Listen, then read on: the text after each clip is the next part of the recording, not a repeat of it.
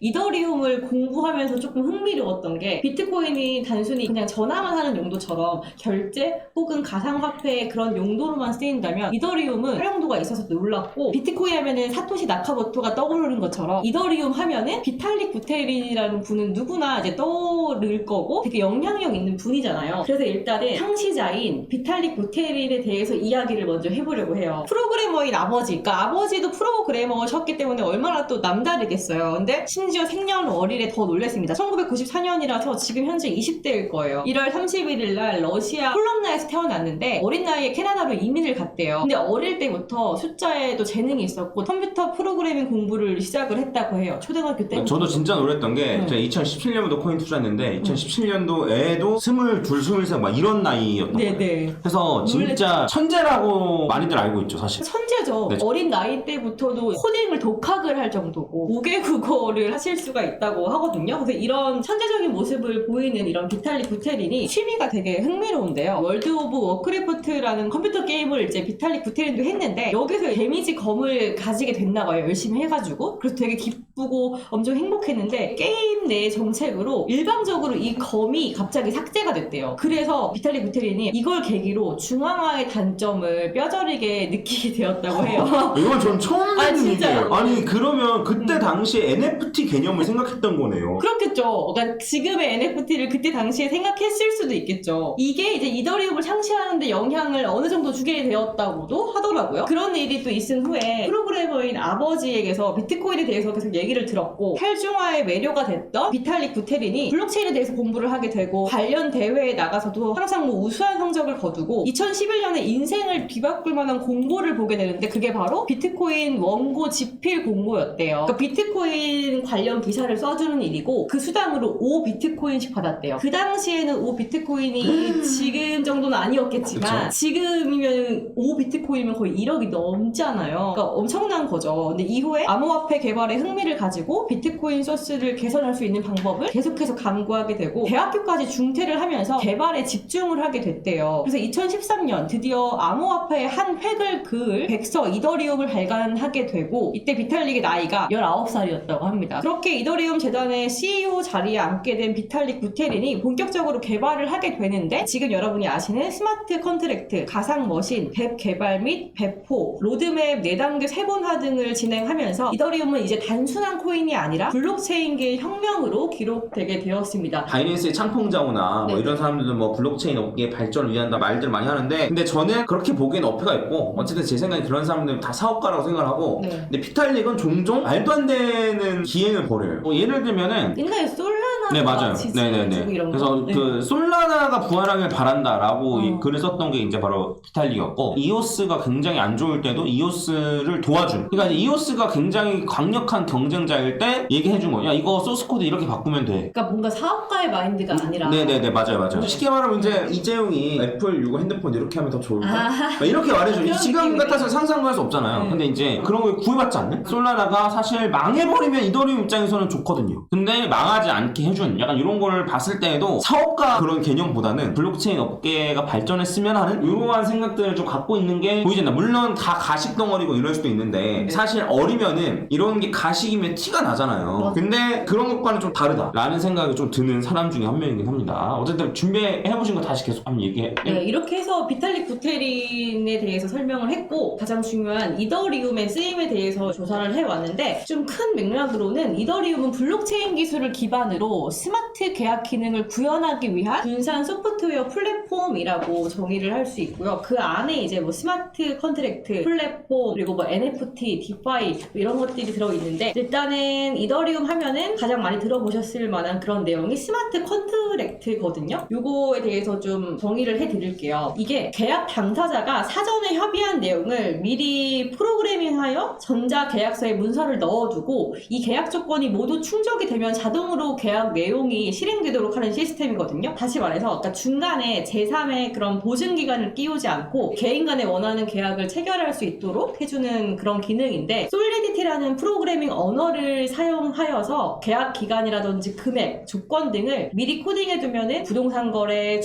자동차 거래, 무역 거래 등 어떠한 종류의 계약도 자동 실행되도록 만들 수 있는 기능이 이 스마트 컨트랙트인데, 허진님께서 이거를 더 쉽게 한번 설명을 해주시면 스마트 컨트랙트? 스마트 컨트랙트 기능으로 인해서 코딩이 가능한 거예요. 컴퓨터 자체도 1, 0을 표시할 수 있기 때문에 이걸 가지고 이제 코딩을 할 수 있게 된 거거든요. 스마트 컨트랙트도 요 조건을 만족하면 실행하고 요 조건을 만족하면 실행 안 해. 요거인 거잖아요. 그래서 요걸 가지고 1, 0의 효과를 낼 수 있다는 거예요. 그래서 이제 이게 코딩이 가능하기 때문에 이더리움의 가장 큰 특징이라고 하면 뭐냐면 요 위에서 움직이는 탭을 만들 수 있다는 거죠. 스마트폰으로 치면 애플리케이션 같은. 네, 그래서 이더리움을 그냥 이제 프로그래밍 언어처럼 활용이 지금 많이 되고 있어요. 그래서 지금은 어쨌든 이런 게 실제로 수행이 되려면 중간에 기관 하나 껴야 돼요. 만약에 송금을 한다라고 하면은 중간에 은행이 하나 껴야 되고, 중고거래 같은 거를 하면 중간에 당근이 껴야 되고, 그래야지만 서로가 신뢰를 쌓는 건데, 얘는 블록체인 기술로 이거를 구현해냈다라고 보시면 될 것 같아요. 네. 그래서 그 맥락에서 이더리움은 다른 탈중앙 분산 애플리케이션인 뎁을 개발하고 운영할 수 있는 플랫폼인데, 이 뎁은 익명성, 그리고 무국적성, 그리고 탈중화화, 분산화 등 블록체인의 특성을 고스란히 가지고 있어서 국가에서 직접적으로 통제하는 것이 불가능하고, 스마트 계약을 통해서 각 사물 그리고 수많은 주체들과 계약 체결이 가능한 건데요. 이 뎁이라고 부르는 분산 애플리케이션을 누구나 만들고 사용할 수 있게끔 하는 그런 플랫폼입니다. 이 뎁이 실질적으로 어떻게 쓰이는지 저는 또 궁금해요. 메인넷이라는 개념이 있어요. 이더리움이 쉽게 말하면 메인넷이 있는 코인인 건데, 근데 모든 코인이 메인넷을 운영하기 쉽지 않아요. 그래서 이더리움은 메인넷을 운영하고 있고, 그 위에서 내 거 코인을 돌리는 거죠. 여러분들도 코인 같은 거 보면은 이런 얘기 들어보니 ERC20 요거를 들어본 적 있을 거예요. 이게 이제 이더리움 위에서 돌아가는 뎁들이 이제 ERC20 이런 거예요. 그래서 이러한 코인들이 여러 가지 있거든요. 이제 솔라나 에이다도 마찬가지로 어쨌든 다 메인넷을 갖고 있는 코인들인데, 근데 이제 이러한 코인들 같은 경우에는 내 위에서 움직이는 뎁들이 얼마나 많냐에 따라서 코인의 경쟁력이 거쳐지는 거예요. 그래서 뎁들을 움직이기 편하게 하려고 2.0을 업그레이드를 하는 거죠. 요 위에서 내가 이제 만든 토큰들을 돌리기에는 속도가 느려요. 그리고 수수료도 많이 들어. 그래서 이거를 개선하려고 POW에서 POS로 이더리움이 이제 업그레이드 하는 거다라는 측면으로 보시면 될 것 같아요. 이따가 추가적으로 설명하는 걸로 하고. 그리고 이거 말고도 이더리움 같은 경우는 NFT 그리고 디파이 이렇게도 사용이 되잖아요. 그래서 최근에 대표적인 디지털 자산인 NFT 거래도 대부분 이더리움으로 이루어지고 있다고, 그래서 또 활용처도 계속 늘어나는 추세라고 그러더라고요. 그래서 이더리움을 기반한 토큰도 만들어지고 있는데, 대표적으로 베이직 어텐션 토큰, 본래, 어거 등이 있고, 이게 모두 업비트에서도 활발하게 거래되고 있는 코인이라고 합니다. 여기까지 제가 이제 조사를 했거든요. 근데 이 쓰임에 대해서 조금 더 추가 설명이라든지 이런 거를 하실 부분이 있으신가 해서. 자, 보면은 요거 업비트에 들어가면은 지금 이제 마스크 네트워크가 이제 거래량 일정에서 이거 했는데, 여기 시세가 있고 정보가 있어요. 정보에 들어가면 이렇게 써 있어요. 마스크 네트워크는 이더리움 블록체인을 기반으로 한 DApp입니다. 그래서 한번 여기 업비트 여기 들어가가지고 정보 보면 다 써 있어요. 블록스택은 비트코인 네트워크의 스마트 컨트랙트와 DApp 개발이 가능하도록 한 블록체인 플랫폼입니다. 그래서 뭐 이게 다 설명이 나와 있으니까 이게 이더리움 기반인지 뭔지 한번 참고를 해보시면 되고, 하신 설명에 대해서 추가적으로 더 설명을 하면, 이더리움은 그러니까 이제 쉽게 말하면 코딩을 하기 위한 거예요. 그러니까 이제 비트코인은 비트코인 위에서 뎁이 움직일 필요가 전혀 없었어요. 비트코인은 블록체인 기술을 활용한 뭐 이런 게 아니고 화폐를 대신하는 건데, 근데 이제 화폐를 대신하기 위해서 물물 교환대의 화폐의 방식을 차용하는데, 다만 그게 온라인상에서 가능하도록. 근데 온라인상에서 가능하려면 컨트롤 C, 컨트롤 V 할 수 없게 해야 되니까 요거가 불가능하게끔 만드는 기술이 블록체인이다. 근데 이제 요 블록체인 기술을 활용해서 비탈릭 같은 경우에는 스마트 컨트랙 계약을 넣었고, 스마트 컨트랙 기능을 활용해서 코딩을 할 수 있게끔 된 거죠. 비탈릭이 이제 이런 식으로 이더리움 만들었을 때는 POS라는 개념이 많지 않았어요. 없었을지도 몰라, 2013년도에는. 그래서 어쩔 수 없이 이더리움도 POW로 만들었는데, 근데 애초에 비트코인이랑 가는 길이 다른 거예요. 비트코인은 최대한 분산화되어 있고, 분산해서 채굴해야 해야 되고, 그 다음에 분산해서 절대 망하지 않아야 되는, 해킹이 불가능해야 되는 약간 이러한 개념이었다면, 이더리움은 그러한 필요성이 있지만 비트코인보단 그런 필요성이 떨어지는 거죠. 이더리움의 목표는 결과적으로 요 위에 있는 DApp이 얼마나 맞느냐, 사람들 얼마나 많이 쓰느냐, 이런 거에 따라 달렸는데, 근데 이더리움의 속도가 워낙 느리고 수수료가 워낙 비싸다 보니까 계속 DApp들이 이탈을 하니까 안 되겠다 싶어가지고 속도도 빠르게 수수료도 싸게 편하게 바꿀 생각을 했고, 그래서 이제 POW에서 POS로 바꾼 거라고 생각하시면 됩니다. 그래서 이더리움을 POW에서 POS로 바꿀 때도 이더리움 내부에서 의견이 분분했어요. 작업 증명을 하는 코인들에 대한 가치가 분명히 있기 때문에 이런 걸 포기하는 게 맞냐 뭐 이런 얘기도 있었는데, 근데 이제 비탈릭이 생각을 하기에는 그런 가치보다 속도나 이런 걸 더 빠르게 해가지고 이더리움 위에서 덱이 더 잘 굴러가게 하는 게 더 우선이었던 거죠. 그래서 POW에서 POS로 바로 바뀌었다고 보시면 될 것 같아요. 추가적으로 계속 얘기하면 이더리움 한번 해킹당한 적이 있어요. 해킹당한 걸 롤백을 시키느냐 안 하느냐 의견을 했는데 비탈릭은 롤백을 하자 이주였고, 그러니까 물론 롤백을 하게 되면은 엄청나게 막 손해보는 사람들이 생기는 상황은 아니었어요. 근데 이제 한 번 개입하면 두 번 개입 안 할까? 그런 거의 개념을 생각했던 거죠. 그래서 그러면 그대로 해킹당한 채로 그냥 그대로 가자. 이더리움 클래식. 아니다, 롤백 하자. 이더리움. 그래서 이제 원래 원조를 따지자면 이더리움 클래식이 원조입니다. 그래서 이제 이더리움 클래식도 이더리움이랑 경쟁이에요. 뭐냐면 이더리움 클래식 위에서 올라가는 덱도 있어요. 근데 이더리움 클래식은 시총이 아예 거의 밑에 있어요. 네네네. 구심점이 되는 비탈릭이 없다 보니까 아무래도 개발도 좀 늘어지고 약간 이렇게 되는 경우가 많습니다. 그래서 가장 최근에 올랐던 거는 이더리움이 이제 POW에서 POS로 가다 보니까 이더리움을 채굴하던 업체들이 돈을 벌기 위해서는 이더리움 클래식을 채굴하지 않을까? 라는 생각을 하는 거죠. 그럼 이더리움 클래식을 채굴하면 이더리움 클래식을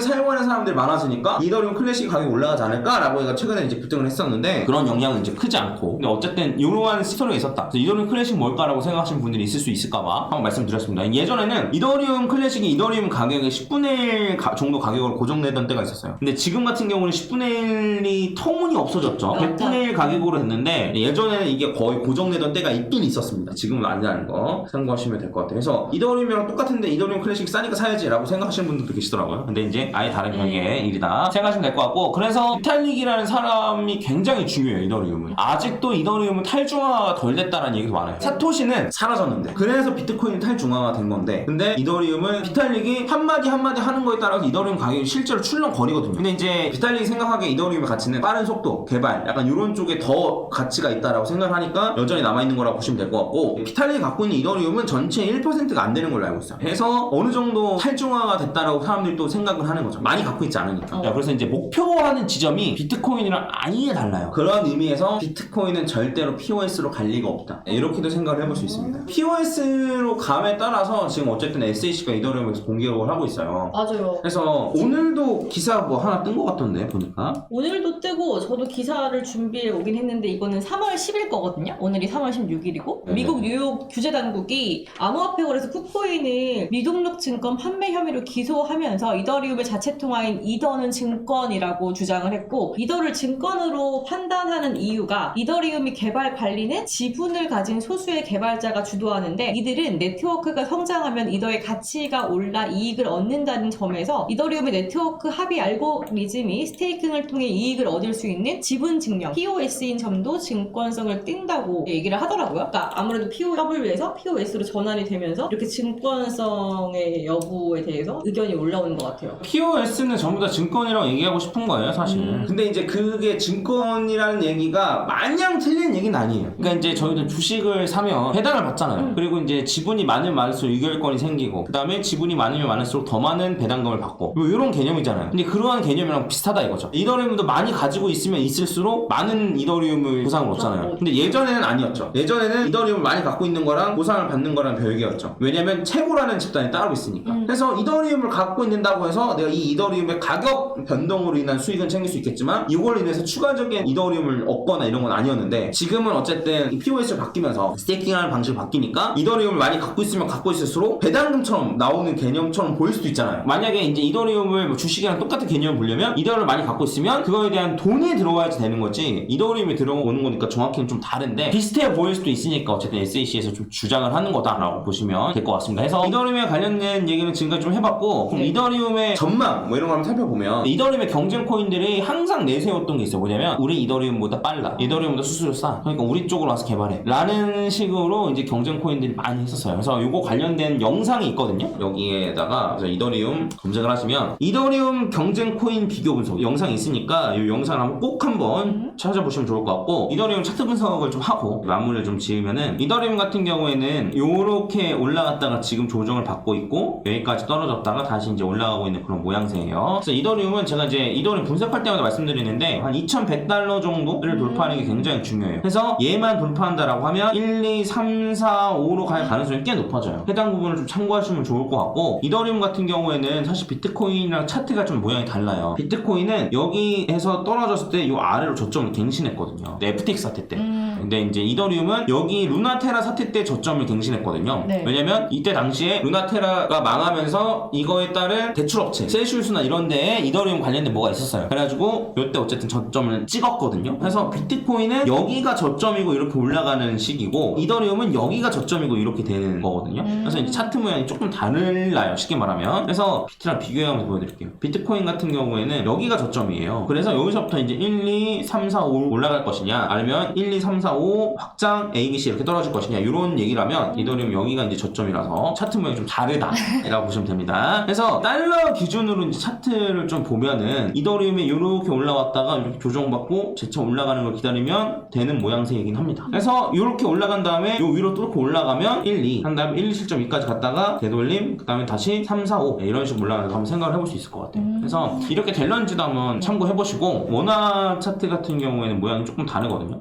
크게 보면 여기가 저점인 건 맞는데, 아까 전에 달러 차트를 보면은 여기가 저점이어서 이렇게 1, 2, 3, 4, 5로 갈 것이냐 이런 거였고, 얘는 여기가 저점이거든요. 그래서 이렇게 1, 2로 셀 수가 없어요. 그러한 측면으로 보면 비트코인이랑 차트는 비슷한 거죠. 그래서 뭐 어떡하라는 거냐라고 생각하실 수도 있는데, 원화 마켓 기준으로는 한 280만원 이상 올라가느냐, 달러 기준으로는 2100달러 이상 올라가느냐, 요거에 달렸다라고 보시면 될 것 같아요. 해서 권영모님 말씀하신 것처럼 17년도처럼 한 5, 6개월 횡보하는 건 아니겠죠 라고 하셨는데, 그럴 가능성도 있죠. 그때 말씀하신 구간에서 이더리움은 이런 식으로 횡보를 하고요, 같은 기간 동안에 비트코인은 이렇게 올라갈 때 이더리움이 여기서 이렇게 올랐어요. 그러니까 이런 식으로 될 가능성도 있죠. 그렇다 하더라도 이더리움을 갖고 있어야 되는 건 맞다라고 생각해요. 그래서 아까 전에 제가 말씀드렸던 구간 2100달러, 그 다음에 원화마켓으로는 한 2800만원 정도, 요거를 돌파하느냐가 핵심이라고 보시면 될 것 같습니다. 그리고 요거를 만약에 돌파한다라고 치면 이더리움 같은 경우는 정고점을 테스트해 볼 수 있어요. 정고점을 테스트한다는 게 정고점을 뚫는다는 얘기는 아닙니다만, 정고점을 테스트해 볼 수 있다 정도로 보시면 될 것 같습니다. 근데 이제 비트코인만 올라가고 이더리움 횡보하는 게 2017년도에는 그렇게 됐는데, 요번에는 그렇게 안 되지 않을까 싶어요. 같이 올라가지 않을까. 왜냐면 비트코인만큼 이더리움이 올라가거든요. 그래서 꽤나 비슷하게 올라갔기 때문에, 이더리움 같은 경우에는 여기 있는 요 FTX 사태에 있었던 요 저점 대비 한 54% 정도 올랐고, 비트코인 같은 경우에도 여기 있는 저점 대비해서 오른 게 한 57% 정도 되거든요. 그러니까 거의 똑같이 올라가고 있다